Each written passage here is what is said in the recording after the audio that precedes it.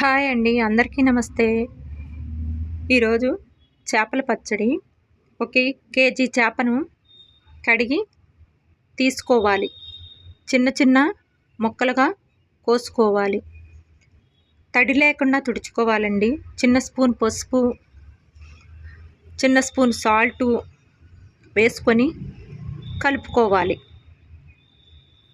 కలుపుకొని స్టవ్ వెలిగించుకొని బాండీ పెట్టుకొని నూనె వేసుకొని నూనె హీటెక్కిన తర్వాత కలిపి పెట్టుకున్న చేప ముక్కలను వేసుకొని నూనెలో వేగనివ్వాలి. చేప ముక్కలు అంటుకోకూడదండి. రెండు వైపులా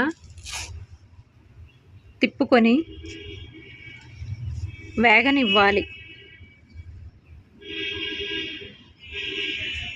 చేప ముక్కలు వేగిన తర్వాత తీసుకోవాలి. స్టవ్ ఆఫ్ చేసుకొని వేరే బాండీ పెట్టుకొని అదే నూనె వేసుకోవాలి.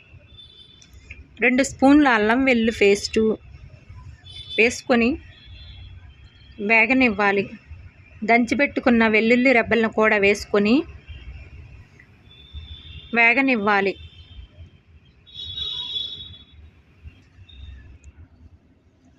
వేయించి పెట్టుకున్న చేప ముక్కలు వేసుకొని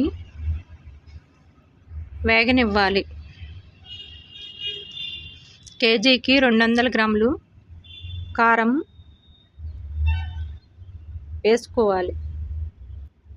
సరిపడినంత సాల్టు, చిన్న స్పూను పసుపు, చిన్న స్పూన్ మిరియాల పొడుము, 2 స్పూన్లు గరం మసాలా వేసుకొని కలుపుకోవాలి. స్టవ్ ఆఫ్ చేసుకోవాలండి. స్టవ్ ఆఫ్ చేసుకోకపోతే కారం రంగు మారిపోతుంది. కలుపుకోవాలి. 3 నిమ్మకాయలను పిండి రసం పోసుకొని కలుపుకోవాలి.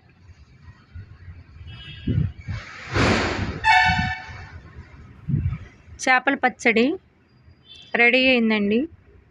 ఈ వీడియో నచ్చితే